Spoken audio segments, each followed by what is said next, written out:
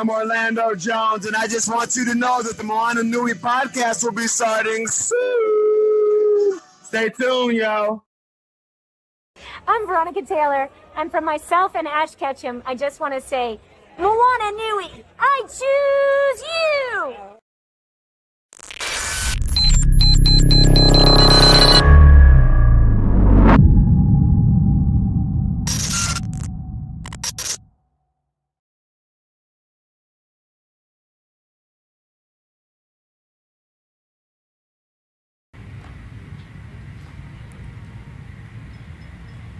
Our first interview from MomoCon is going to be Savannah Alexandra Art.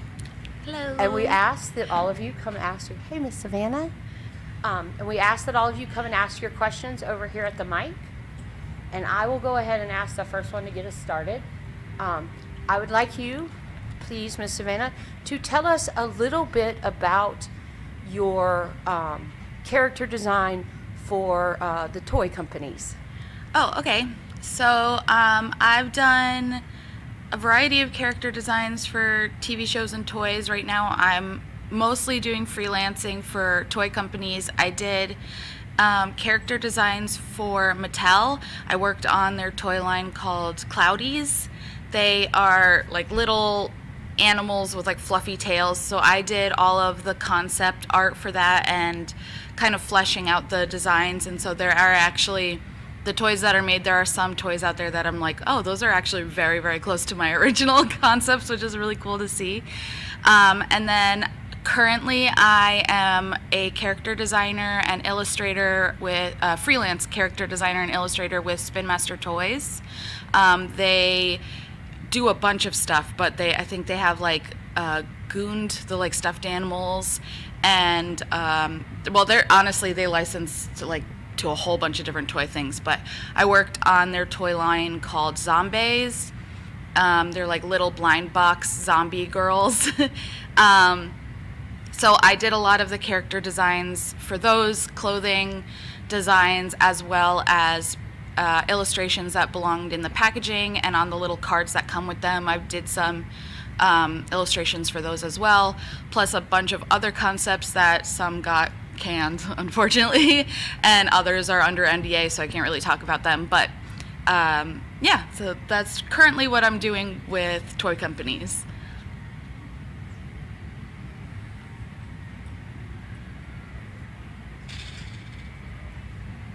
Hi. So since you work with Mattel and you do a lot of designing of toys, I am curious to know, what is the design process like for creating toys on the artistic side?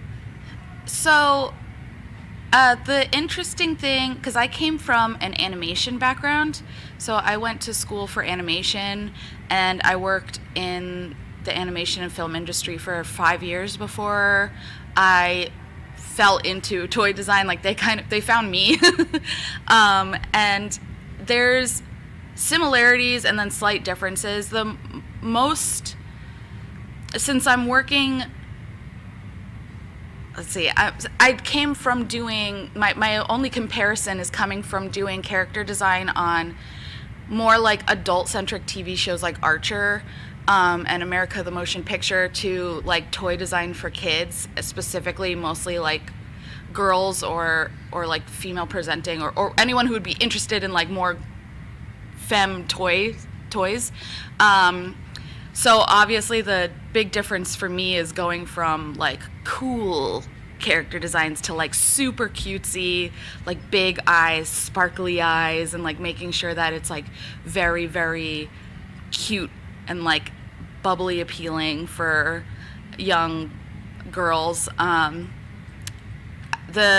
You still want to have the same like understanding of character design from a base standpoint, so understanding your shapes, shape language, understanding silhouette, what makes an interesting design in general, what makes an interesting silhouette, what makes all of those things kind of come together. But one of the big differences between like designing for film or for TV shows or cartoons versus toys is you don't have to worry about the complexity of the design for toys, because when you're designing for animation, you don't want your design to be too complicated because people are going to have to animate it.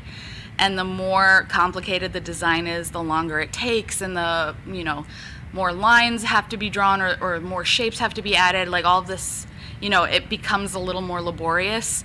But for toy design, they want it intricate because they're just going to like mass produce it, and they have like a machine that does it all, and the kids like more intricate designs.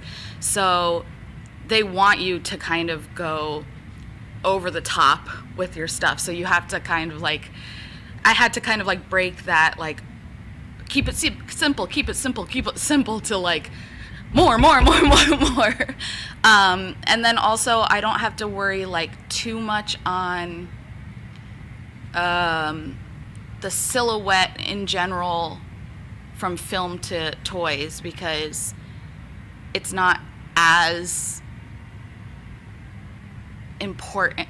I don't want to say it's not as important, but it's just different, right? Like you're looking at something moving across the screen versus holding it 3D in your hands. So the silhouette kind of is less important, I guess. And it's more about like the details and the colors and the shapes of like what the kids can play with and how tactile it is. I hope that answered your question.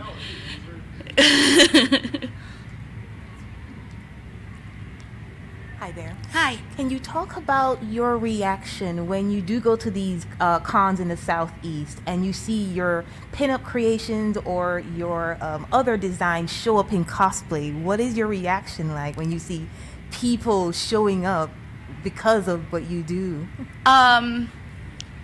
It's like, it's so weird, like in a good way. Like, because, for example, with the puppets, for people who don't know, because I think this is going out places, right? So, like, for people who don't know, the puppets are a line of characters I created. They're my own characters that are a mid-century showgirl team that are based off of dog breeds. And so I designed, there's 11 girls, and they all have different kind of body images and personalities and everything, and so a lot of people have kind of gravitated and have like favorite girls and everything. And this concept I created, it didn't start as something that I was expecting anything would come of it. I just kind of like was like, I want to draw some dog girls, and then I did. And it kind of like ballooned into this whole bigger project, which is really awesome. So seeing people cosplay my own characters is like, first of all, it's like a character designer's dream. Like to see that and be like, wow, I have made characters that people like so much that they want to like dress up as them, which is like super validating, kind of. Like, it's like, oh my gosh, I can't believe you guys like my stuff so much that you want to dress up as it.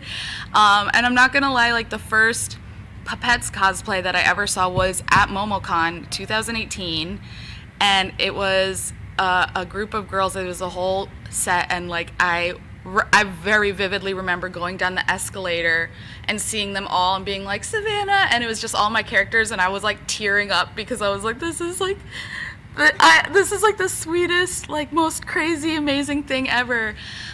So now that it's like a bunch of people have done it, it's still really, really awesome. It almost feels surreal. Like I see it and I'm like, oh, what a cool character. And then I'm like, that one's mine.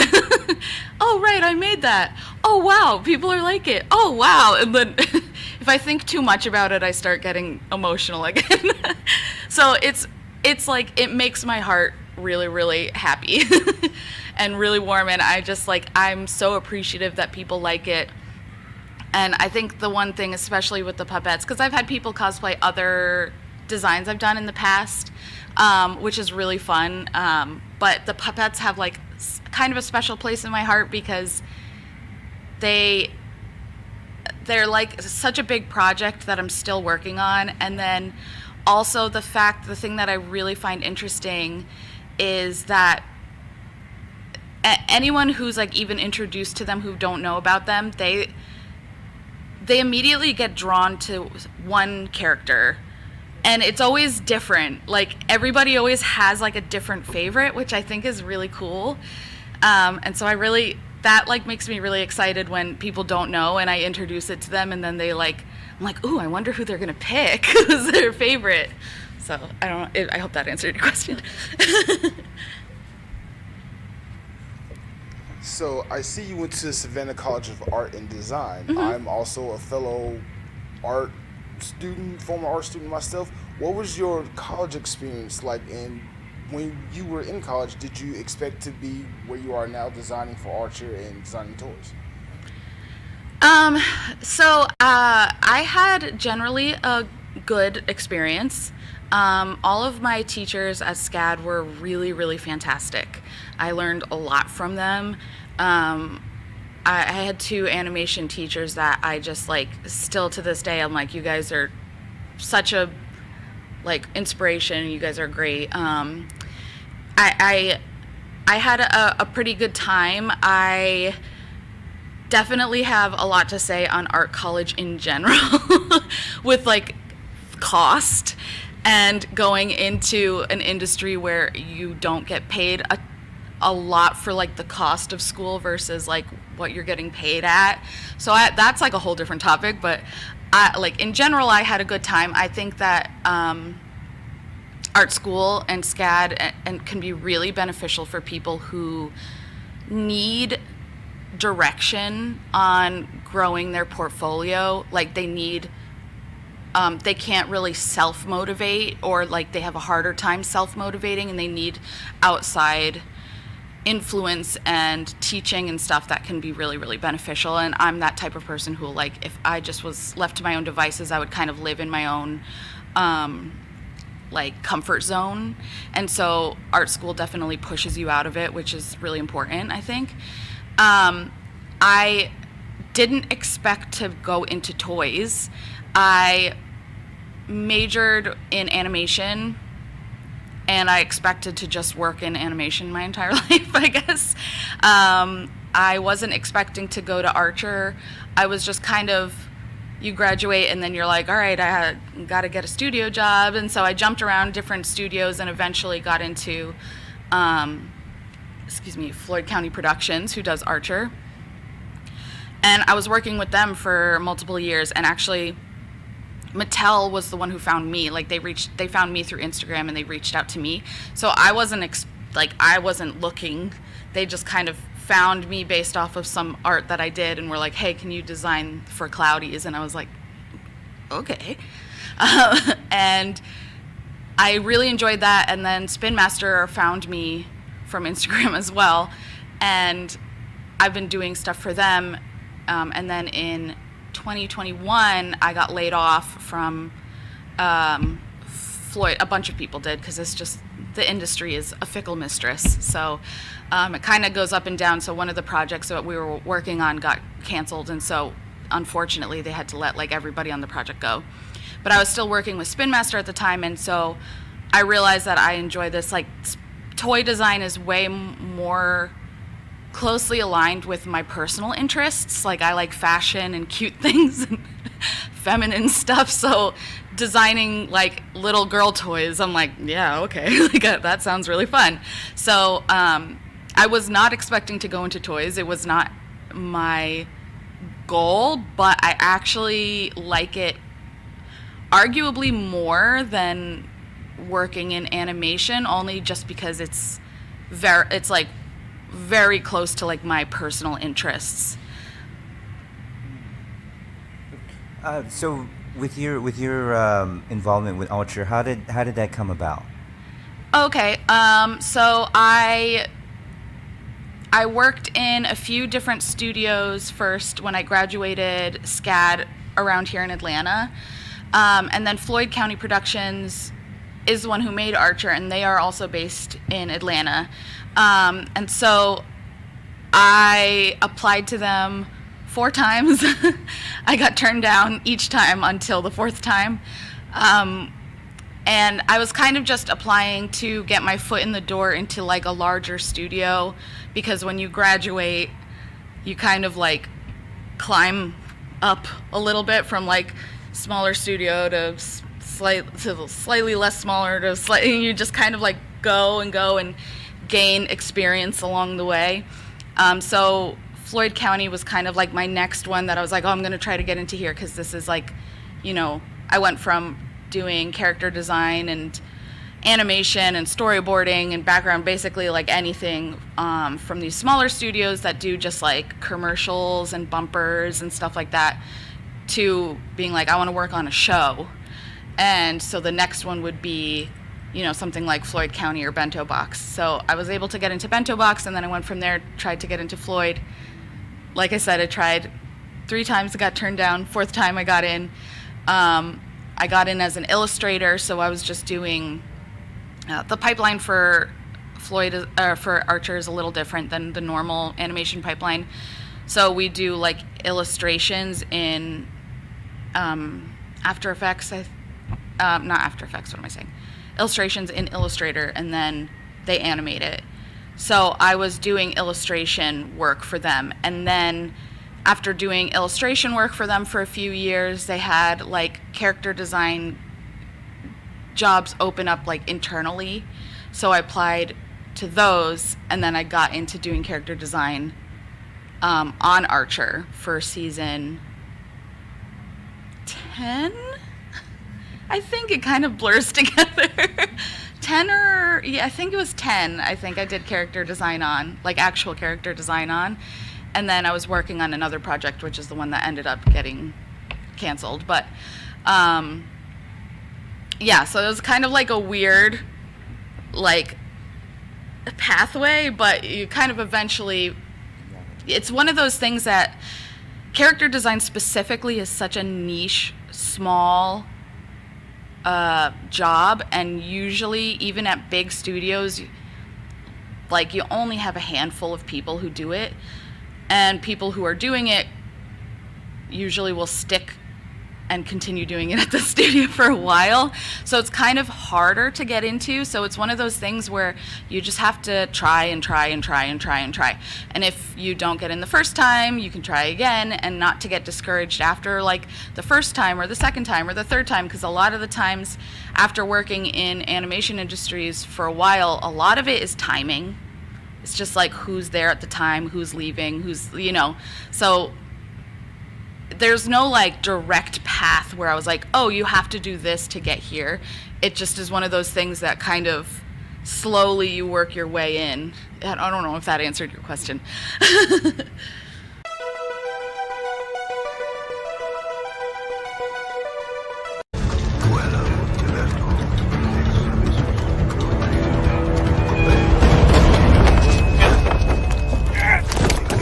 think that's quite enough.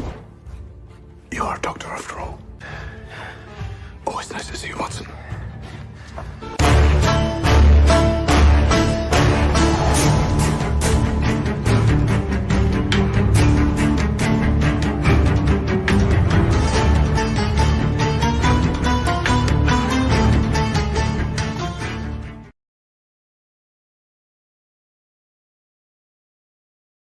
All right, so this is Mr. Nadji Jeter. He is he is from Atlanta. Woohoo! Yes, and yes. he is also the voice of Miles Morales in the Spider-Man games, as well as the voice of Sam in the Last of Us games.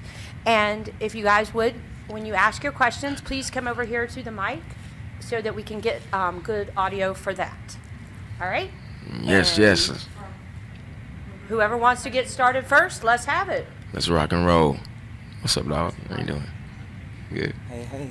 What's going on, man? How you doing? Pretty good. And yourself? Doing well. What's your name? Cardinal Holly. Carnell Hollins. Nice to meet you, man. Nice to meet you. Okay, so as we draw ever so near to a live-action Miles Morales, in which you look, embody him, what would you say you bring to the table for the character that differs from any other iteration of Miles Morales? Oh, wow.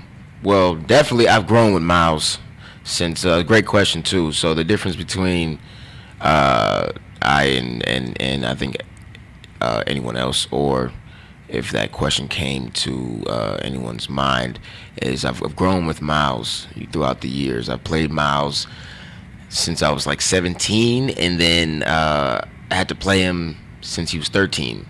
So yeah, so I played him in middle school and growing up with him and in high school and meeting Pete and just that gradual growth of Miles.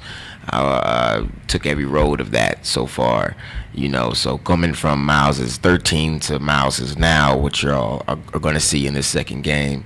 It's a huge progression. Yeah. Thank you.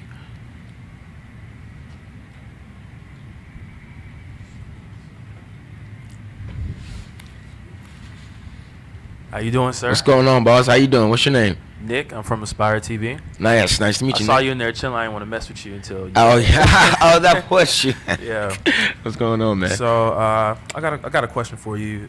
The fun thing about comics is that characters are constantly rebooted, relaunched, and their issues are renumbered, allowing for new generations to discover a hero. You taking on Miles gave new crowds access to fall in love with the character. What was the pressure like to not only be the face of Spider-Man, but to know that your face would be the one that millions of people will recognize as Miles Morales? Man, I never expected it. I never really expected it. Because we were just on Disney XD. I was just on Disney XD just doing the TV show first. And it lasted for I want to say 2 to 3 years, and then Disney made their whole transition into going to Disney Plus, and then so I thought I was just doing a voice for him, at first, and then when Disney made that transition, PlayStation called me over and called us over hey, we're doing something over here. So I never expected it, man. And then they flew me to Serbia, scanned my face in Serbia.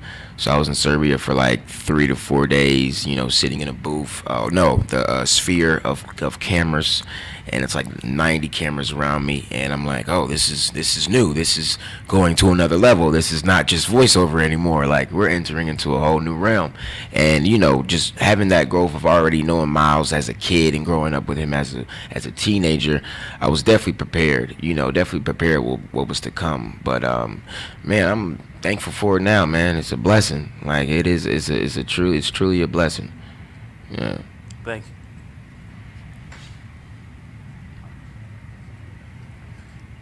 So I've seen you've done a lot of voice acting and acting from both television and film and video games. My question to you is, what is the process like preparing for, say, voice acting for a video game versus voice acting for just a TV show versus just a guest appearance on something like Grey's Anatomy? Yes, definitely script-wise. I say that's the number one the biggest difference is you're in voiceover. You have your lines right in front of you. You're in the booth, you're closed in, and it's just you by yourself.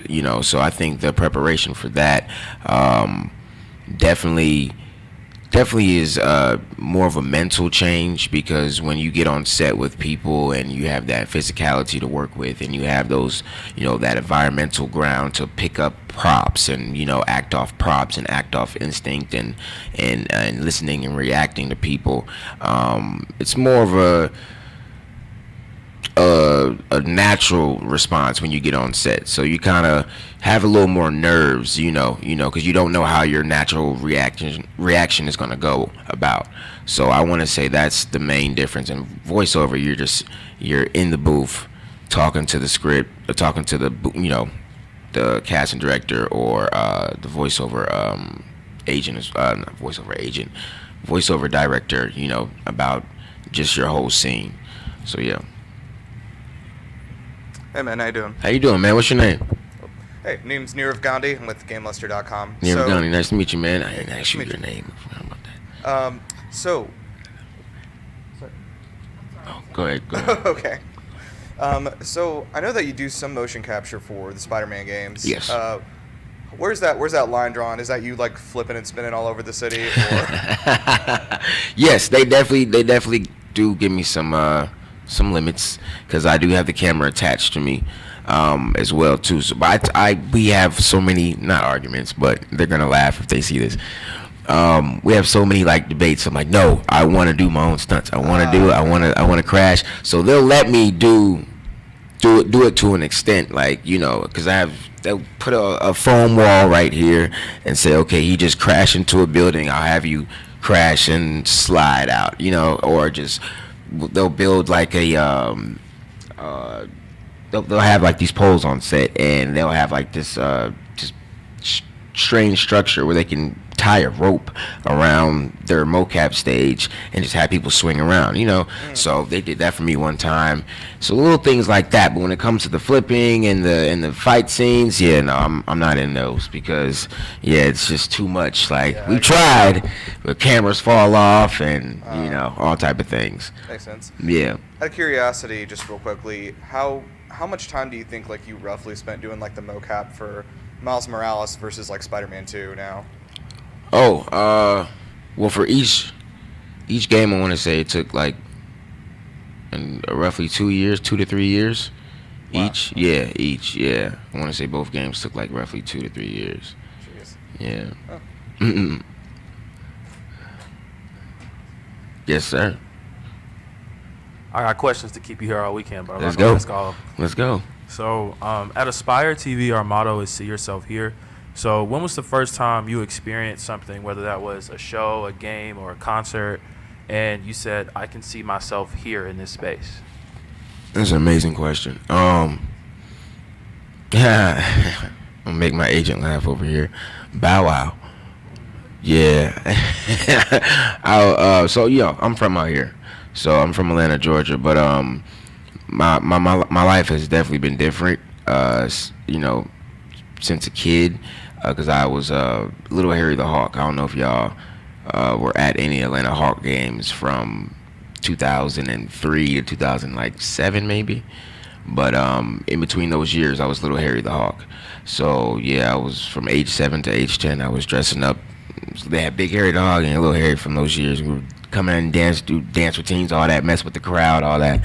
So there's videos out there. But since a kid, I knew like life was different, and this is what I wanted to keep doing, because I was in the back of the arena with the players and just hanging out with them. I just knew as a kid this was different, and then waking up in the morning, going to school 6 a.m. in the morning, and then going to a game, and just having that lifestyle. So, but seeing people in concert, I had a lot of people that went, Usher kind of took me under his wing as well too, for a minute.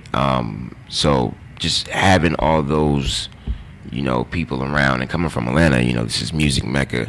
So it's like, coming from this place, it builds your courage to dream big, Thank you. Yeah. Of course. What's up, man? I didn't get to ask you your name last time, did I? Yeah, I know. I didn't introduce myself. I'm Mark. I'm from Blurredography. I'm also here from Atlanta. And I nice to meet you, Mark. Atlanta question to ask you. What's going on? So you were recently the face of Coca-Cola. Coca-Cola is a classic Atlanta company. Yes. How does that make you feel, being able to represent an Atlanta brand and being from the city of Atlanta? Are you talking about when I did the Coca-Cola print ad? Yes. Years ago? Yeah. Oh, how'd you dad? You went back. Wow. Oh, I was man, I was probably like 12. I was probably like 12 or 13 when I did that. But yeah, that was different. I was doing a lot of print ads back then, trying to be a little model, you know what I mean? No. But but no, I was like 12 or 13, just doing little print ads, and that came about, and it was an amazing opportunity to be a part of that. They had advertisements around everywhere, and then I think it was also one of those commercial print ads as well too. So I mean, that was an amazing find. I forgot about that, to be honest. But yeah, no, it's Coca-Cola, World of Coca-Cola. Of course, I haven't been to World of Coca-Cola since I was like 2 or 3 years old, which is crazy. I do need to go back. I remember when I was here, they had the underground, the candy apples and all that. Yeah, that's good old, those are my days. So yeah, I'm already knowing, but that was a great question. Thank you, bro. Yeah, man. Mark. So as far as like aspiring voice actors and actors, like what would you suggest, since everybody's route is different, what would you suggest how they would approach to do what you do? Take from your experience. Take from your experiences. I mean, if I'm answering your question correctly, you know, people trying to get into voice acting and trying to, you know, get into the industry of just acting in general. Real life situations are, you know, everything is natural. What we're doing, this is a whole scene. I tell people that all the time. You know, they're always asking, you know, what can we get into it? You know, what advice would you give? Just take from your experiences, you know, and just, I can't say be natural as possible, because everyone, you know, has their ways of people writing characters and how they want them and how they perceive them. So yeah, but I say just take from your experiences and make everything, you know, just connect to your own ways in life. So yeah.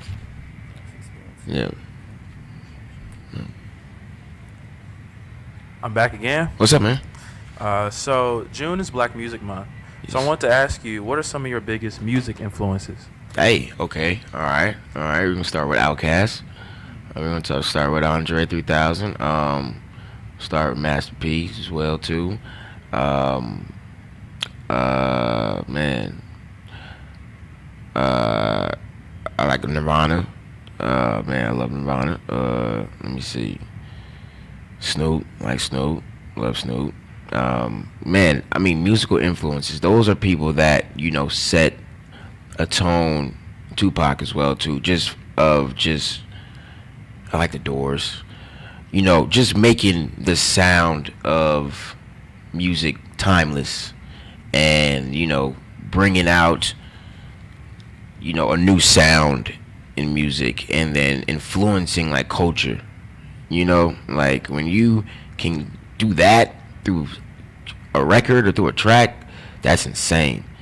You know, so if you can make somebody feel and you know, live different through your ways of just hearing how you come off or how you dress or how you act, you know, everything is just like, okay, those are influential, you know, musicians. You know, of course, a lot of people have controversial ways of, you know, coming off, but if it moves through a culture, then yeah, that's influential to me.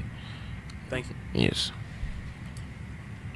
So you've done a lot of things, yes, sir, in your very short career so far, and you will continue to do great things. Thank you. But I just want to ask, what has been a defining role or defining an assignment or gig or job that you have done that you personally look back and like, I can't believe I did that? Oh yeah. Oh, I want to say Sam from The Last of Us.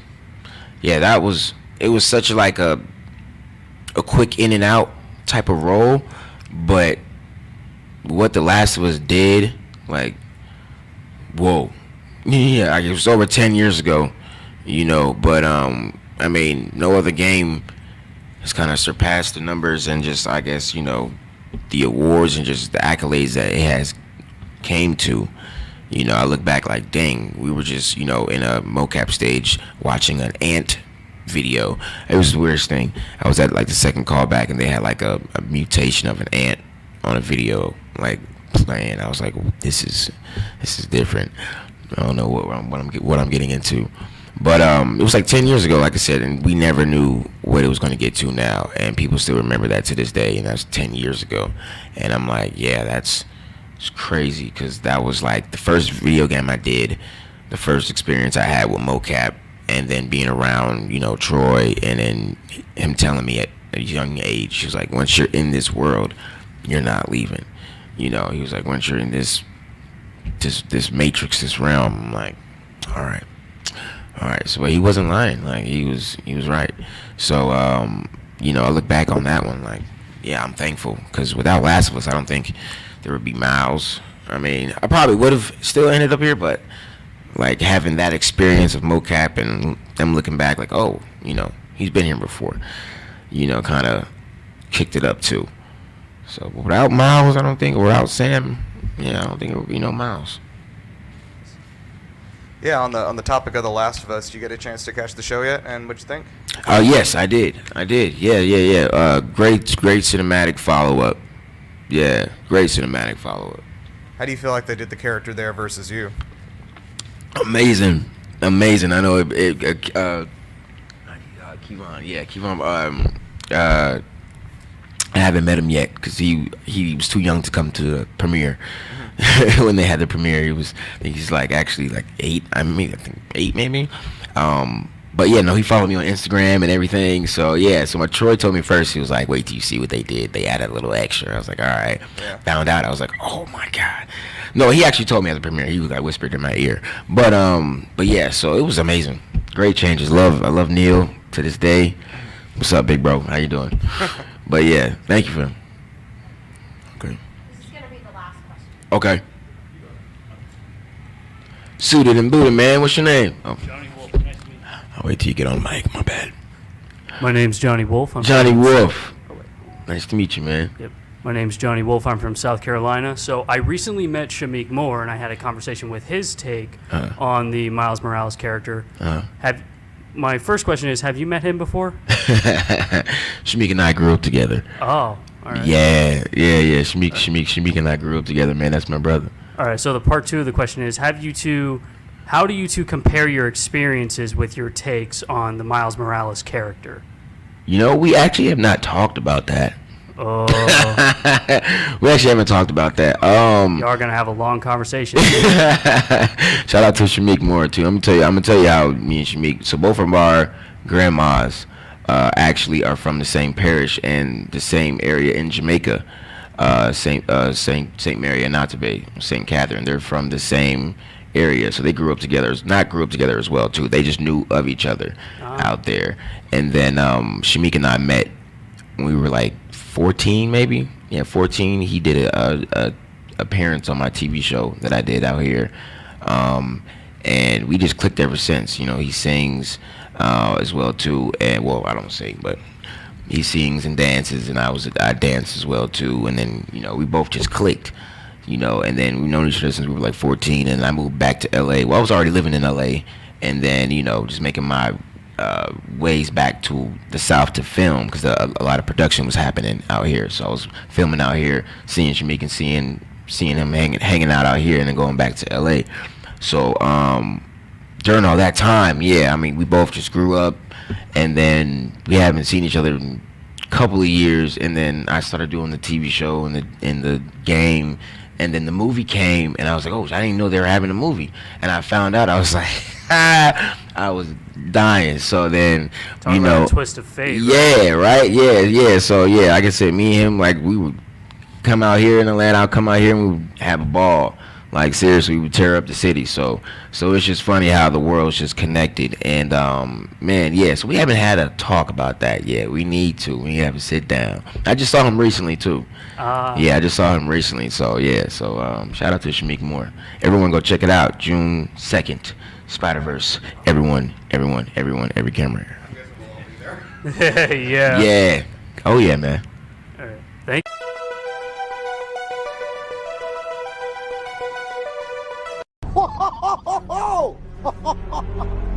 Who is this? I don't know. He's glorious.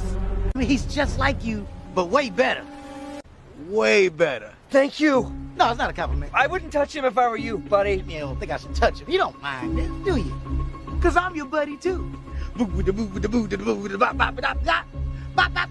think he's gonna hit you. He punches so hard, but yet his hands are so soft. Be strong. Okay, bye.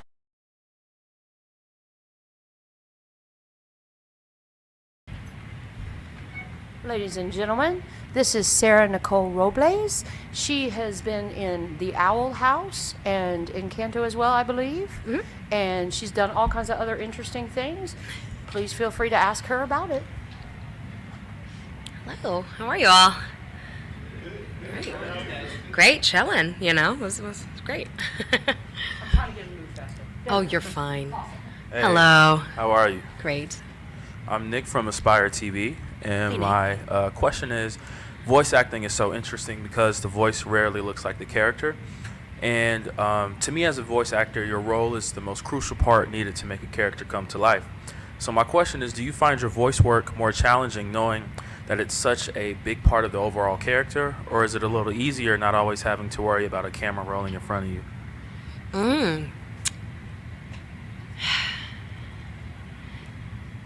Yeah, it is easier that you're not, like, that you're only focused on your voice.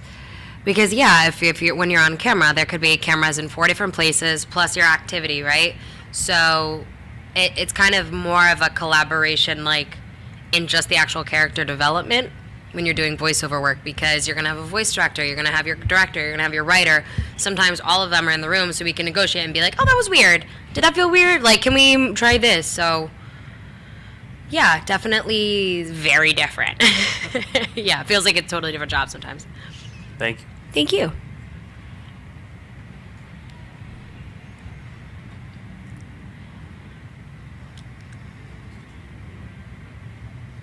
Hello. Hi, how are you? All right. Q. Nice to see you again. So I have a question for you. It's not directly to what you do, but you fostered a dog about 4 months ago. Yes. Yes. Billionaire. Can you tell us about it? Yes, his baby angel sent from God. I follow a bunch of local shelters, and they need fosters because the shelters are full by me. And basically, like, he was going to get put down, and I was like, this is such a small little dog. They said he's, like, healthy and social. Like, I have 2 dogs, so I have to be careful. Like, I can't have a dog that doesn't like dogs. Mm-hmm. So, you know, we were able to get him, and he was an angel.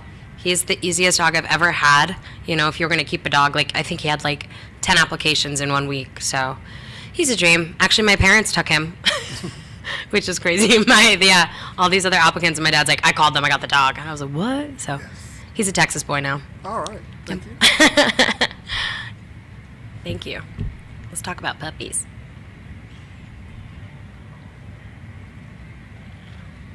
Back again. Hi. So, at Aspire TV, the words we live by is see yourself here. So I wanted to ask you, when was the first time you experienced something, whether that was a show, a concert, or an event, and you said, I can see myself here in this space? I don't know. Trying to think. Growing up? It's not a ton of Puerto Ricans. There's, like, Rosie out there. She's killing it. Tina Turner, I mean, she was pretty rest in peace, Tina. Yeah, that was like probably the best concert I've ever been to. She's very inspiring. She performed, I think it was like a 4-hour concert. She left the stage for like a minute for a costume change. So she was up there dancing, and what was she, like 60 at the time? So God bless, yeah. It's beyond inspiring. Thank you. Thank you.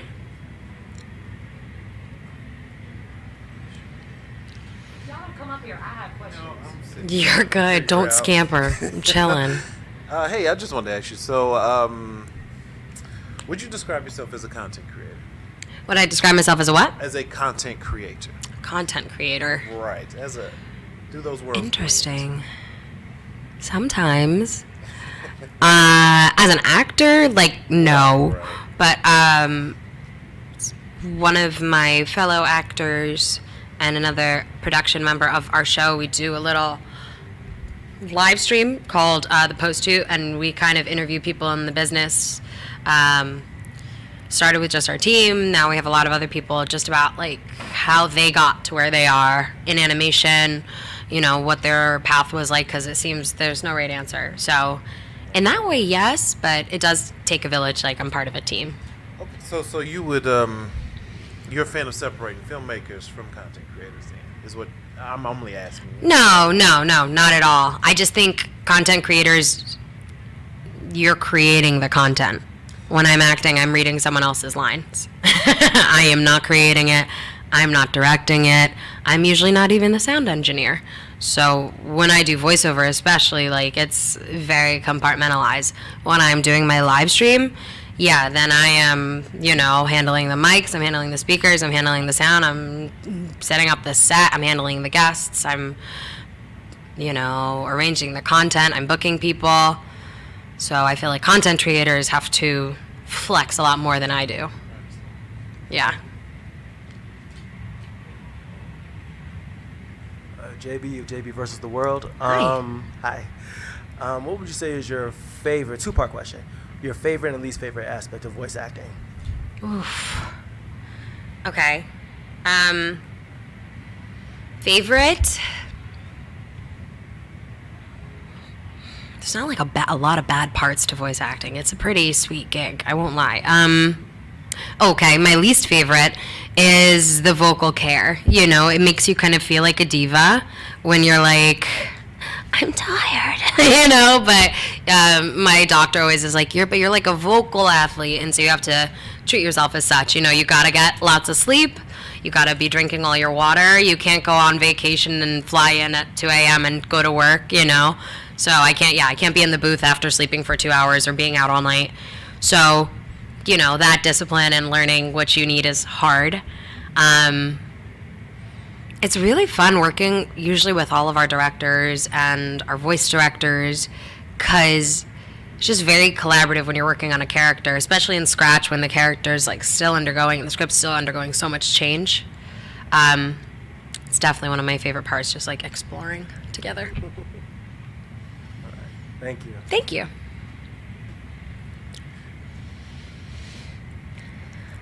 So if you weren't acting today, what do you think you'll be doing? I just figured this out. So it was always like, you ever do those career tests in like high school? Those, I kept getting like I should be a soil biologist. Didn't really, impress me, or an actor.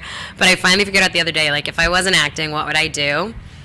Because I used to think like maybe interior design, maybe cooking, but I think I would be a zoologist. Like I would go back to school, I'd want to work in a zoo, take care of some critters. That would be very fulfilling. Thank you. Thank you. Hi, my name is Mark. I'm with Blurredography. My question to you is, when creating the voice of characters that you are voicing, is it more of, you mentioned a collaborative effort with the directors and things like that.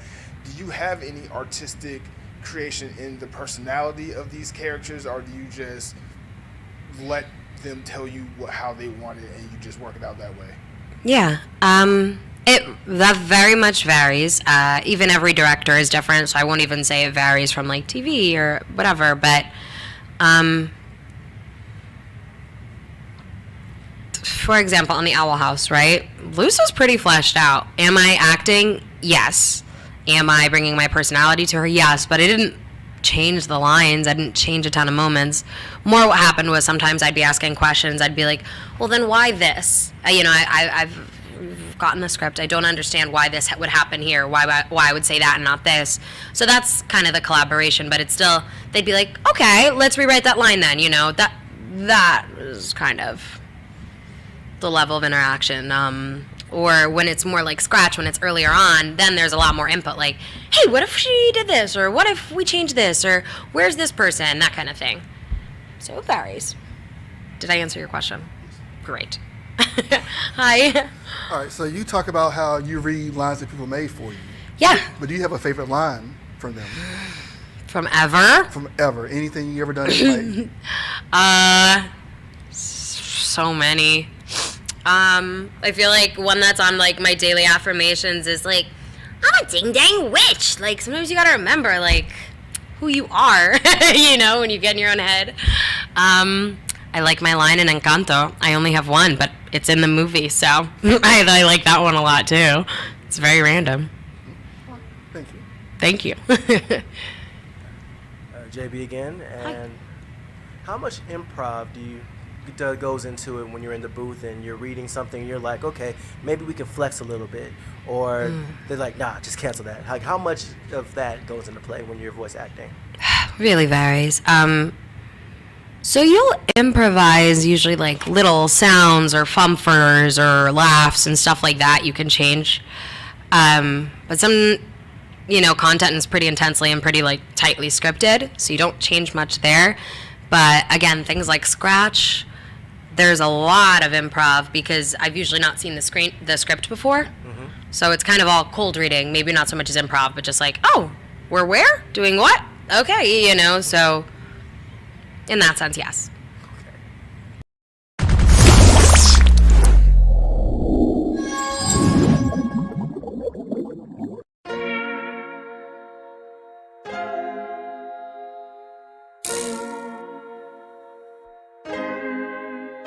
So many stories left to tell, even if we have to ourselves. Can't keep history on the shelf. If they won't tell it, we will. If this the land of the free, it was a freedom then, when they annexed Hawaii and called it cedar lands, without any type of payment and no signing off. Called themselves a republic in 1894.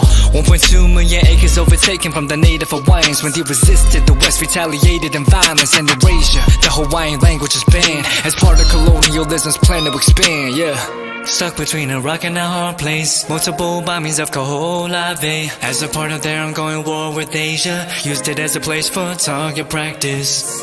No consent or compensation. Colonizers call for annexation.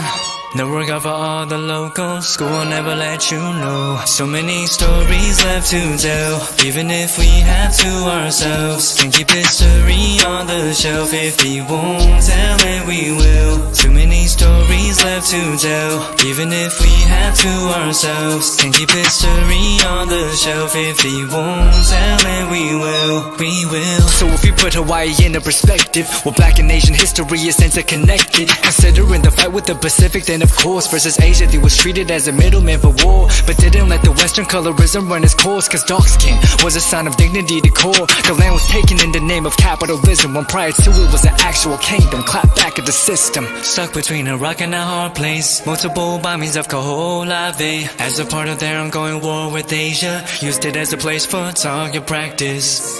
No consent or compensation. Colonizers call for annexation. No regard for all the locals. School will never let you know. So many stories left to tell, even if we have to ourselves. Can't keep history on the shelf. If they won't tell it, we will. Too many stories left to tell, even if we have to ourselves. Can't keep history on the shelf. If they won't tell it, we will. So many stories left to tell, even if we have to ourselves. Can't keep history on the shelf. If they won't tell it, we will. Too many stories left to tell, even if we have to ourselves. Can't keep history on the shelf. If they won't tell it, we will. We will.